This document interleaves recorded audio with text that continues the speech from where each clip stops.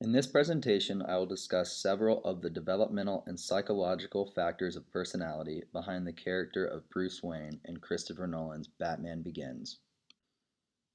We all experience trauma in our lives, whether it be the death of a loved one or a physical injury. How we respond to that trauma is an extension of our personality and development. For children, however, trauma is much more difficult to overcome, and on Holmes and Roche's stress scale, Bruce Wayne has experienced the highest degree of trauma, the death of his parents. And go.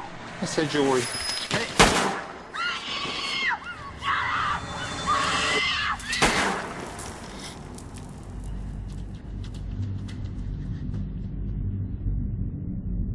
Bruce. It's okay. Don't be afraid.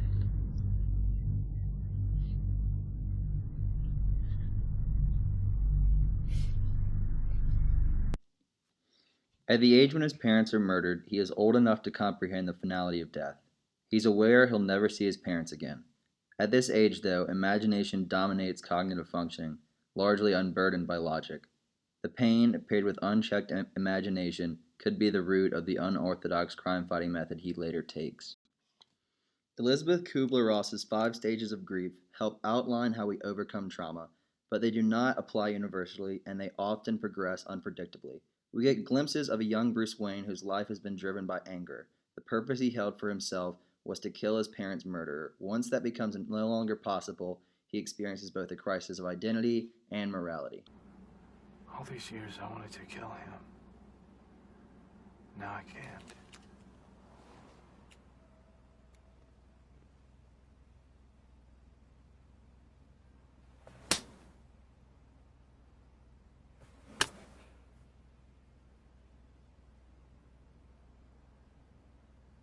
Your father would be ashamed of you.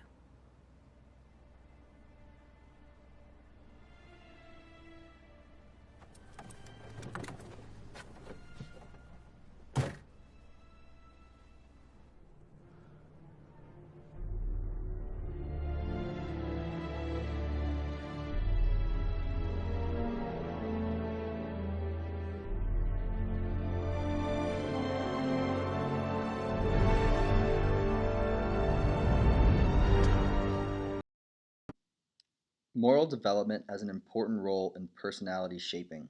Following his moral crisis against his parents' killer, we see Bruce rapidly graduate to Lawrence Kohlberg's highest stage of moral development, characterized by individual principles and a conscience that transcends systematic realities.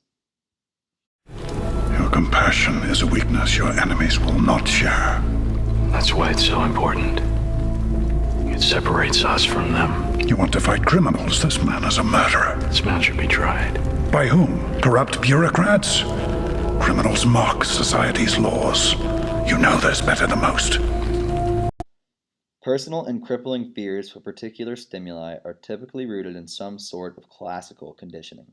For Bruce, the unconditioned stimulus of falling into a dark cave caused the unconditioned response of fear.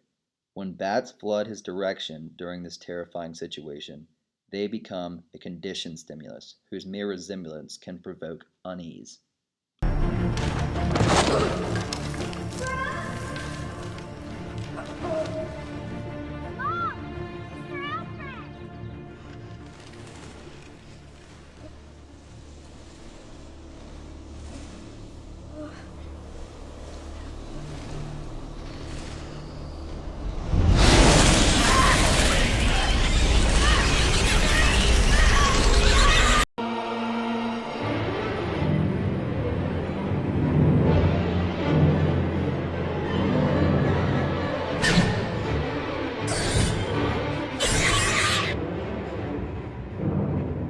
Go. Please. Bruce's fear is of bats, but there is much more depth to this fear. Fearing the actors who resembled bats at the opera with his parents, his discomfort is the reason they left early and were in the alley at the wrong time. Bruce blames himself for their death. He blames his weakness, and to this degree, bats become a physical symbol for an intense pain. What Bruce does with this fear is morally ambiguous. He makes his suit to resemble a bat with the intention of invoking fear from the criminals he faces, projecting his fear and all the deeper pain it represents onto others as a sort of weapon. It doesn't take a psychologist to know that this sort of displacement of pain is unhealthy.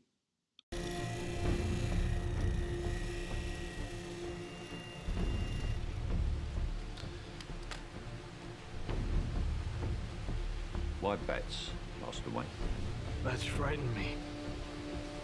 This time my enemies shared my dread.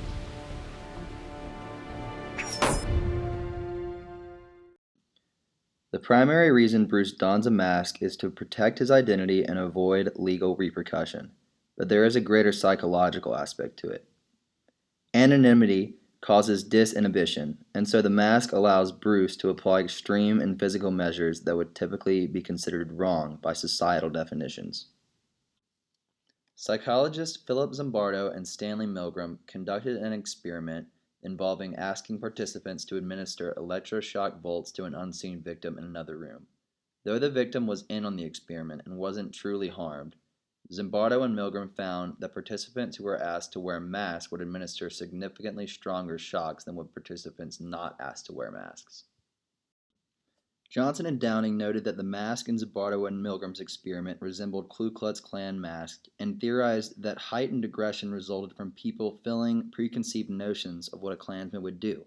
Experimenting on their own, they found that participants dressed as nurses would administer very low shocks. Dress like a Klansman, become aggressive. Dress like a nurse, become nurturing. Dress like a vigilante, become a crime fighter. People need dramatic examples to shake them out of apathy, and I can't do that as Bruce Wayne. As a man, I'm flesh and blood. I can be ignored, I can be destroyed, but as a symbol,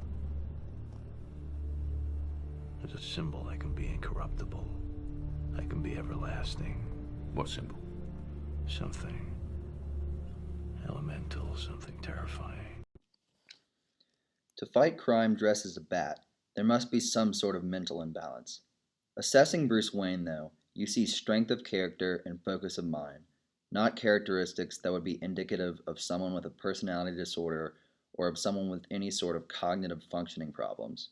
The character of Batman was founded by trauma and forged by will, a stronger product of environmental extremes than neurological basis. Don't peek.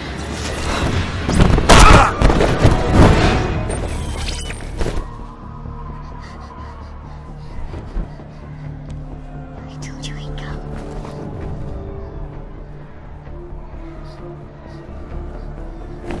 Wait! You could die. At least tell me your name.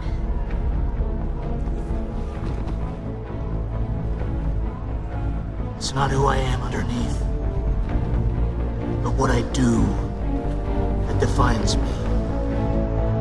Bruce?